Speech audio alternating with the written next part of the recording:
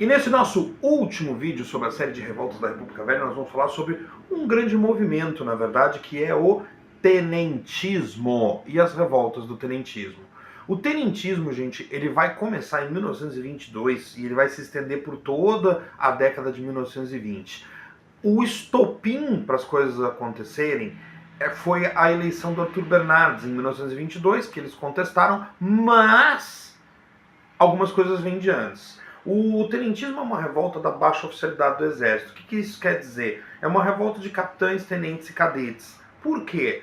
Porque esses caras eles fazem parte de um exército reformado, modernizado, e o exército brasileiro na década de 20 ele vive uma grande crise de hierarquia. Esses caras olham para cima, para os coronéis, para os generais, e eles acham que é um bando de corruptos, eles acham que os caras estão mancomunados com as oligarquias, enquanto que eles, capitães e tenentes, se enxergam como moralmente superiores, eles se enxergam como capazes de conduzir o Brasil, eles querem corrigir as injustiças, acabar com a pobreza, eles falam em ter justiça eleitoral, com voto secreto, enfim.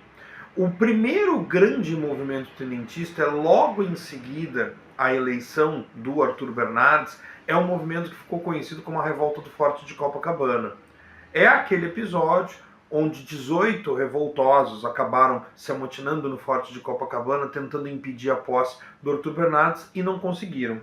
Aqui na imagem a gente tem a saída final deles, né? Dos 18 morreram 16, né? Sobraram 2 apenas, né, dos amotinados do Forte de Copacabana, o Siqueira Campos e o Eduardo Gomes, que vão ser personagens importantes na nossa história.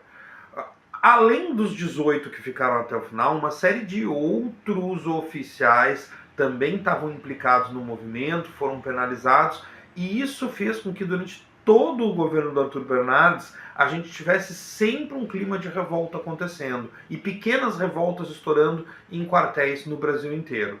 A gente tem 2 grandes revoltas tenentistas. A primeira delas é no aniversário dos 2 anos dos 18 do Forte, que é a chamada Revolução Paulista. A Revolução Paulista de 24, gente, ela vai acontecer nos 2 anos do Forte de Copacabana, e a ideia era tomar a cidade de São Paulo, isso eles conseguiram, e a partir daí mobilizar o Brasil inteiro para derrubar o Arthur Bernardes. Isso eles não conseguiram. Então, depois de ficar um tempo cercados dentro de São Paulo, eles acabaram fugindo para o interior, onde eles se encontraram com uma guarnição que se levantou para tentar ajudá-los. Uma guarnição que veio de Santo Ângelo, no Rio Grande do Sul, comandada por um capitão chamado Luiz Carlos Prestes. Quando os 4.000 paulistas se encontram e se juntam com os 2.000 gaúchos, tem início a maior expressão do movimento tenentista, que a gente chama de a Coluna Prestes. A Coluna Prestes, gente, foi uma marcha militar que de 1924 a 1927 atravessou o Brasil, cujo objetivo era chegar no Rio de Janeiro e derrubar o Arthur Bernardes. Esses jovens oficiais, então, como eu disse para vocês, para começo de conversa eram umas 6.000 pessoas, esse número flutuou, no final da coluna eram 700 pessoas mais ou menos. Esses caras enfrentaram o exército pelo Brasil inteiro, eles derrotaram o exército muitas vezes, mais de 50 confrontos, nenhuma derrota, mas a coluna também não conseguiu chegar no Rio de Janeiro.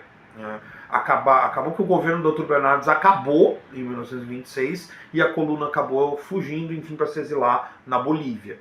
Ficam os ideais e fica a ideia desses homens que se levantaram, que queriam salvar o país e mobilizaram, de certa forma, a população, que torcia muito por eles. Vão ser políticos importantes mais adiante.